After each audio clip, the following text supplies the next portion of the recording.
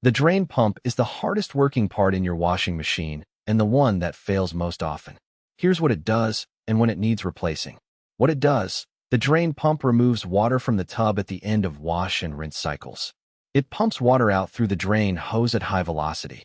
Every wash cycle uses the drain pump multiple times.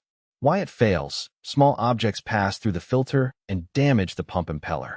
Coins, buttons, bobby pins, small socks, and bra underwires are the most common culprits. Mineral deposits and soap buildup also contribute. Symptoms: washer won't drain, standing water in the tub. Washer drains very slowly. Loud humming or grinding during the drain cycle. Error codes related to drainage on Samsung, LG, and Whirlpool machines. Before replacing, on front-load washers, clean the drain pump filter first. This is at the bottom front behind a small access panel. Unscrew it, remove debris, and test. This fixes the problem 50 to 60% of the time without replacing the pump. Cost: drain pump parts cost $30 to $70. With professional installation, $150 to $250 total.